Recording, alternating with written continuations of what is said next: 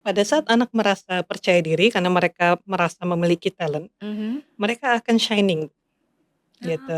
Dan Oke. akhirnya saat mereka confident, mereka akan shining, mereka akan punya dream.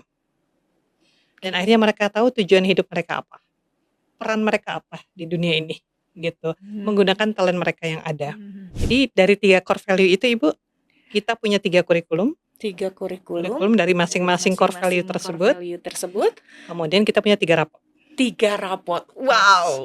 gitu. Jadi di Jadi EGS itu di satu sekolah itu kita punya 3 kurikulum dan 3 rapot. yes, Komplit. bahasa simpelnya adalah hadirkan hati pada saat teman-teman mengajar, kalian punya niat, kalian punya objektif, tujuan saat mengajar itu adalah membuat anak-anak ini from nothing to something, from no one to someone, gitu. Iya iya iya. Ada perubahan yang mereka bisa ciptakan dan itu berawal dari para pengajar. Mhm. Itu hanya bisa dilakukan kalau ada energi di situ.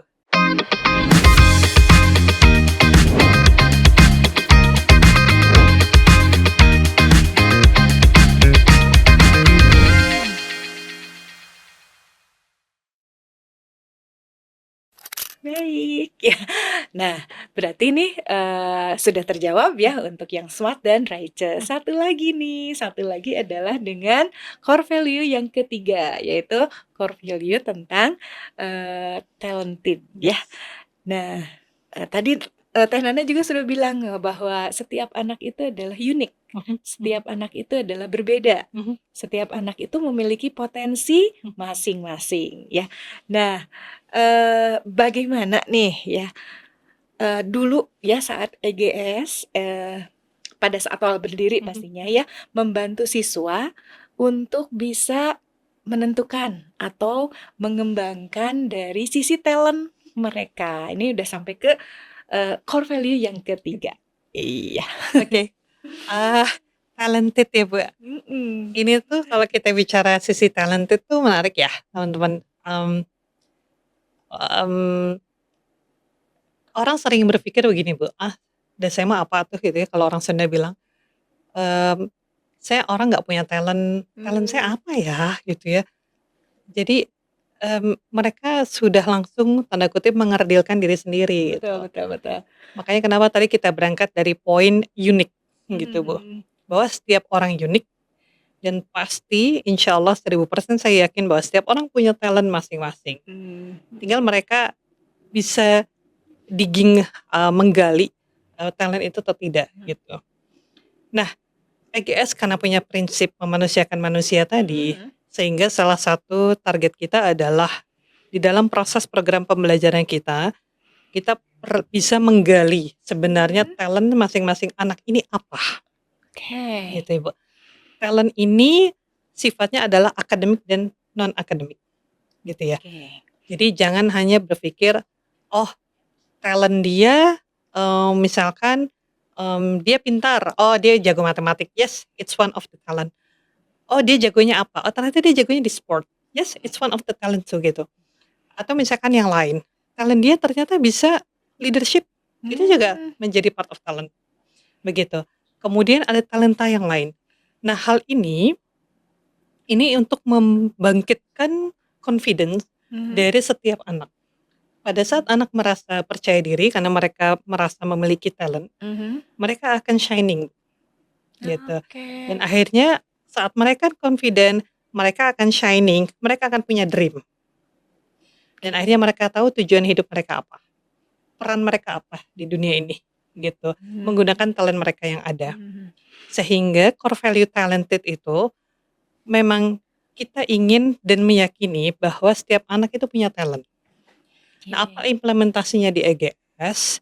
Saat ini memang EGS mengimplementasikan talented itu kita mau punya kurikulumnya, kurikulum talent, Mhm. memang dalam, bentuk klub gitu ya, Bu. Mhm. Klub ini mungkin di beberapa sekolah menyebutnya sebagai sebuah ekskul Ekskul ya, gitu, hanya ekstrakurikuler. ekstrakurikuler. Nah, kalau kita, nggak menyebut ekskul karena klub ini menjadi sebuah hal yang wajib untuk anak. Mmm. Anak harus memilih salah satu at least one klub. Mmm. Jadi di dalam klub itu mereka akan kita bina pengembangan, talentanya. Jadi setiap coach di setiap klub itu memang kita minta ada kurikulum, Mhm. kemudian mereka harus memberikan rapot. Oke. Jadi dari 3 core value itu Ibu, kita punya 3 kurikulum, 3 kurikulum kurikulum dari dari masing-masing core value masing-masing core tersebut, value tersebut, kemudian kita punya 3 rapot. 3 rapot. Yes, Wow! gitu. Jadi di Jadi EGS itu di satu sekolah itu kita punya 3 kurikulum dan 3 rapot. yes, Komplit ya. ya, Alhamdulillah. gitu. Luar biasa, luar biasa. Nah, masih tentang talented ini ya Teh ya. Kita coba flashback lagi pada saat Teteh waktu itu jadi kepala sekolah Mhm. gitu ya. Ada nggak sih pengalaman gitu ya, siswa yang misalkan masuk ke EGS gitu ya, dia merasa tidak punya talent apapun, Hmm. tapi begitu di EGS selama 3 tahun, dia menemukan ternyata ada bakat yang terpendam yang Mhm. baru ketemu setelah masuk EGS dan melakukan pengasahan Mhm. atau pelatihan di EGS. Ada nggak sih Teh yang Ya. punya pengalaman seperti itu gitu? Pengalamannya ada Bu Tin ya. Mhm. Waktu saya jadi kepala sekolah itu oke, jadi gini, pertama saya ambil dulu dari konsep EGS itu sendiri gitu. Ya. Gimana sih caranya nemuin talent pathway gitu untuk Mhm, anak-anak mhm, gitu ya Bu. mhm. Jadi di EGS kita punya pertama biasa assessment task, kita menggunakan salah satu tes yang bisa memetakan bakat anak. Itu dulu gitu Ibu yang kita jadikan bekal. Nah biasanya ada juga kasus-kasus yang kasuistik muncul anak-anak yang blank pada saat ada assessment awal nih. Talentnya mereka nggak muncul nih, ini gimana gitu. Akhirnya kita masuk pada interview gitu. Interview itu kita menginterview anak dan menginterview parents. Mhm. Kita cari tahu dulu sebenarnya anak ini hobinya apa, kesukaannya apa, dulu pernah punya achievement di bidang tertentu enggak. Dari situ kita gali lagi. Kalau ternyata memang saat interview mereka belum juga lolos, artinya masih bingung talent yang mereka miliki ini apa, akhirnya kita masuk pada ya sudah wadah eksplorasi. Anak-anak boleh memilih atau mencoba setiap klub terlebih dahulu. Jadi Oh, jadi trial. trial ya, trial. Trial. Betul, betul. Kamu boleh trial dulu di klub ini seminggu, suka nggak? Kalau nggak suka, oke, next to the other club gitu, Pindah gitu. pindah, suka atau tidak. Dan Mhm, itu kita petakan Bu. Jadi ada klub yang sifatnya di art, ada klub yang sifatnya sport, mhm. ada klub yang sifatnya di luar itu semua. Dan itu anak-anak mencoba mengeksplorasi. Ideally memang kalau anak-anak ini join ke EGS dari level SD, Mhm. insya Allah saat SMA mereka akan find gitu their talent Bu. Karena waktu SD kita memang kurikulum talentanya adalah eksplorasi, Mhm. anak-anak memang mencoba seluruh klub Seluruhnya. yang ada di SD kita wajibkan. Iya. Once masuk SMP Mhm. itu sudah mulai agak dikerucutkan anak menyukai yang mana, Mhm. tapi boleh memilih more than one club. Mhm. And then waktu SMA itu sudah mulai specified gitu. Jadi kalau mereka ikut dari SD seharusnya talentnya sudah Talentnya kita sudah. bisa lihat gitu Ibu. Dan kalau tadi misalkan ada talent-talent yang sifatnya non fisik gitu ya, artinya mereka seperti leadership atau misalkan public speaking, itu kan juga talent. Nah itu kita biasanya masukkan ke dalam klub, mereka boleh memilih apa saja, tapi mereka kita jadikan sebagai leader misalkan dari klub tersebut. Oke. Gitu Ibu, kurang lebihnya. Oke, ya. Oke, baik, baik, baik. Semakin menarik sebenarnya ya. Jadi sekarang sudah komplit nih. Jadi seolah-olah teka-teki itu tadi dengan 3 core value EGS ya. Jadi sekarang sudah komplit. Ada smart, righteous, and talented. Nah itu berarti kan akhirnya itu menjadi suatu tagline Mhm, atau mhm. moto yang ada di EGS Ya. ya seperti itu. Ini udah hampir di penghujung acara nih ya Teh ya. Mhm. Ya mungkin ada pesan ya yang ingin Teteh sampaikan gitu ya untuk para pendidik di Indonesia ya berkaitan dengan tadi ya core value yang kita sudah bahas seperti Ya. itu ya. Mangga. Ya Bu, ini menjadi closing statement juga ya Bu. Dari semua hal yang Butin tadi tanyakan, kita explore dan kita sharing bareng-bareng Bu. Tadi menarik, saya sempat ngobrol dengan teman Mhm. rekan di EGS juga. Dia bilang bahwa iya ya Teh, kalau belajar itu memang harus hadir ya, harus ada fisik hadir ya. Hmm. Karena ada formasi energi di situ, Iya. gitu. Kalau kita bicara educating, itu Hmm. ada yang bilang bahwa, oh itu adalah knowledge transfer. Tapi ternyata sekarang educating itu meluas. Tidak hanya knowledge transfer, tapi juga ada energy transfer. Karena knowledge transfer sangat bisa di-replace dengan yang namanya tadi machine learning, AI, itu mereka bisa mentransfer itu dengan cepat, Dengan lebih cepat dari cepat. kita. Iya, iya, Ya, Bu. betul, Kita ya. baru mikir mau jawab apa, mereka udah ngedretet Gitu, dengan dan berbagai lengkap. resource lengkap. Nah, tapi mereka tidak punya energi di situ. Ya. Itulah yang tadi saya bilang human touch, energy transfer.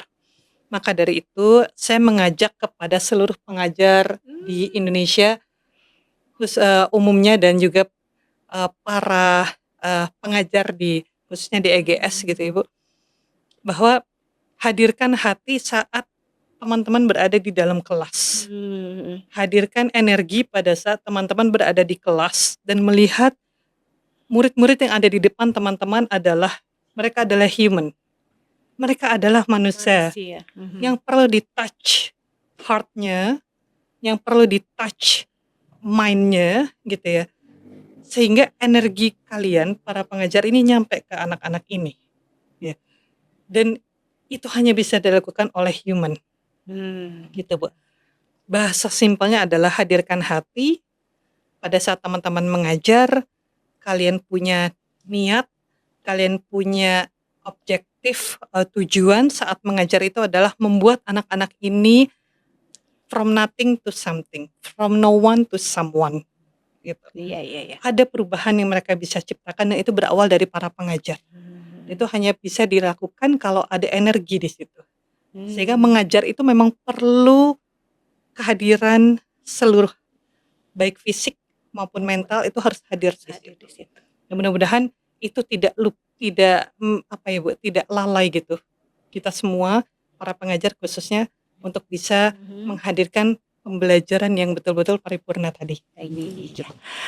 Ya, waduh, luar biasa pokoknya obrolan kita hari ini ya Teh ya. Jadi sekali lagi ya, berarti kalau transfer knowledge itu bisa dilakukan oleh siapapun, termasuk oleh AI gitu ya.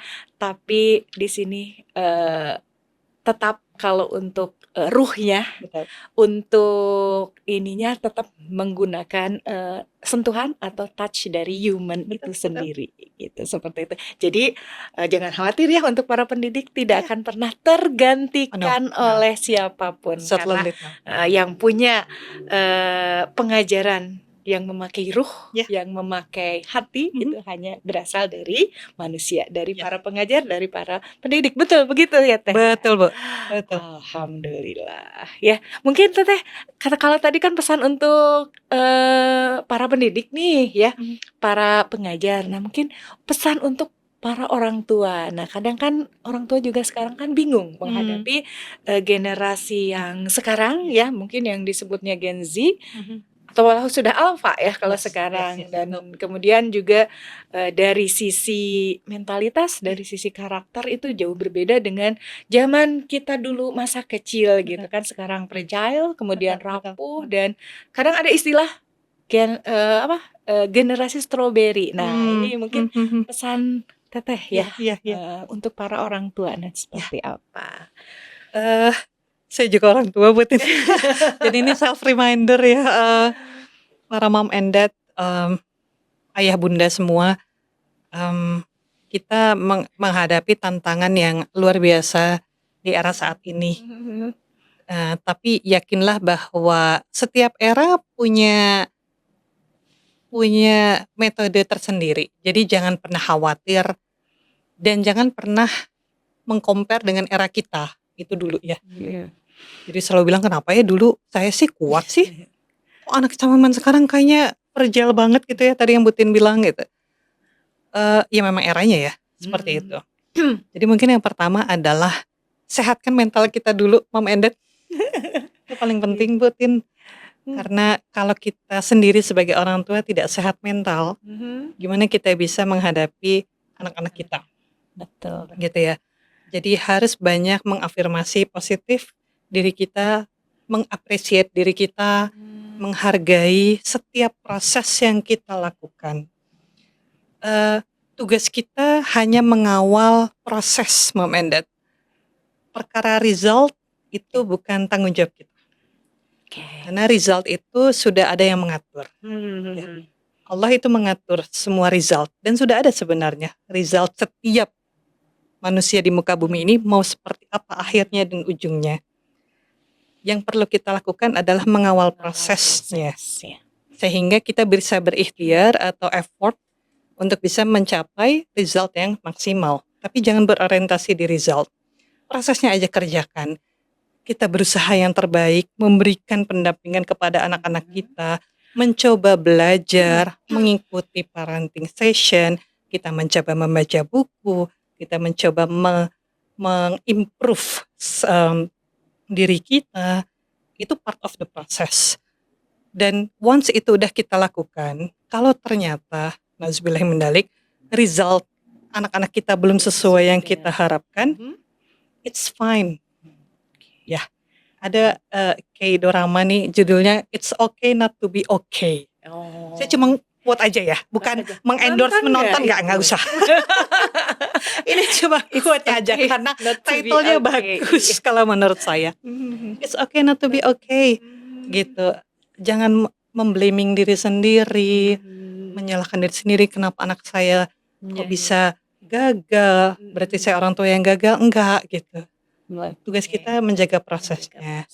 Dan insya Allah yakinilah bahwa usaha tidak membohongi hasil, begitu ya? Iya. Betul ya, Bu? Jadi usaha aja, kalau hasilnya belum didapat sekarang, pasti akan one day akan didapatkan hasilnya. Jadi untuk orang tua, tenang, Bapak Ibu semua, Mom and Dad, Anda adalah orang tua yang luar biasa. Karena Anda diamanahi anak-anak yang di generasi yang luar biasa tantangannya. Dan pasti kita bisa kok menghadapi ini semua, insya Allah. Kita bareng-bareng kok. Makanya kenapa hadir sekolah. Betul. Kenapa banyak hadir ekspertis, psikolog dan segala macam banyak gitu ya. Karena untuk kita menjadi bersama-sama menjadi supporting system untuk menjaga anak-anak kita, para generasi emas Indonesia ini. Gitu betul. Wow. Baik. Jadi intinya adalah memang menjadi orang tua itu tidak ada sekolahnya ya Teh ya. Tapi kewajiban dari orang tua yaitu adalah untuk tetap mengupgrade diri dari berbagai hal. Walaupun tidak ada sekolahnya, dari berbagai hal kita wajib untuk mengupgrade diri. Nah, kemudian juga tidak fokus di result oriented ya, tapi lebih ke proses oriented. Begitu barangkali ya Teh. Alhamdulillah ya. Baik Teh, ini nih ada satu teka-teki lagi nih. Teka-teki, ini terakhir. Oke. Jadi ini judulnya adalah mengetes dari Teh Nana gitu ya. Ini kayak ujian ya, tapi ujiannya dalam bentuk titik-titik gitu ya. Jadi ini clue-nya adalah lengkapi kalimat ini ya Teh, gitu ya. Saya nggak asing ya kalimat ini ya. Ini kalimatnya Edu Global School ya. Tadi kita kan udah bicara 3 core value Edu Global School ya. Nah, jadi pertanyaan terakhir nih, Edu Global School ingin melahirkan generasi yang titik. Nah, tugas Teh untuk menjawab titik-titiknya Teh. Ini ada benar salah nggak, Bu? Jawabannya itu tidak ada yang benar, tidak ada yang salah ya. Pokoknya semuanya bisa dikatakan benar. Ya. Pokoknya isi saja, tidak usah takut salah. Oke, siap. Salah itu bagian dari pembelajaran. Mantap. Jadi udah cukup nih closing statement. Oke. Jadi tadi pertanyaannya adalah I guess ingin melahirkan generasi titik. Oke ya, bismillahirrahmanirrahim. Kapan lagi bisa mengerjain fonde? Ya, oke. I guess ini dari perspektif saya Butin ya. Artinya mungkin para founder yang lain juga punya hal yang mungkin berbeda ya. Tapi dari perspektif personal saya adalah EGS ingin melahirkan generasi yang berintegritas, kemudian generasi yang berkarakter dan juga memiliki jiwa menjadi global citizen. Mungkin itu ya 3 hal itu sih Butin. Dan dream saya ini karena relate dengan kondisi saat ini ya, gitu. Bisa jadi berubah beberapa tahun mendatang, tergantung memang eranya kita seperti apa. Betul. Tapi at the moment, saat ini gitu, dengan situasi yang ada di dunia saat ini, harapan saya tadi, I guess bisa membantu berkontribusi melahirkan anak-anak yang berintegritas, kemudian berkarakter, dan juga mereka siap menghadapi tantangan global dan dengan menjadi global citizen. Itu Ibu. Oke. Nilainya 100 ya. Baik, ini sudah sampai di penghujung acara ya. Alhamdulillah ngobrolnya seru, ngobrolnya Alhamdulillah. asik dan sampai lupa waktu ini ya. Iya. Sudah berapa jam kita di sini, Teh? Oke.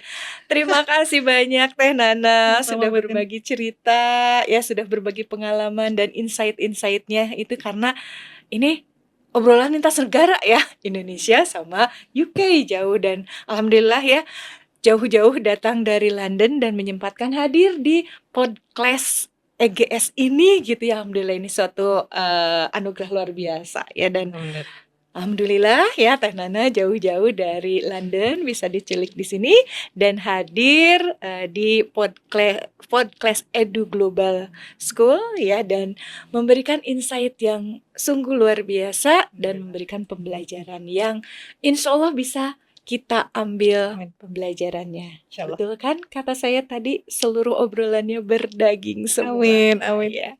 Sekali lagi terima kasih Sama-sama, Butin. Teh Nana gitu ya.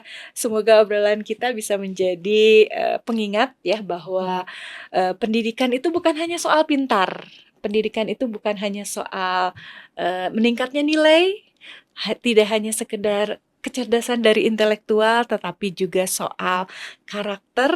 Sekali lagi terima kasih untuk classmates yang sudah menyimak obrolan kita kali ini ya. Dan buat classmates semuanya, sampai ketemu lagi di episode Edu Global Podcast berikutnya. Dadah!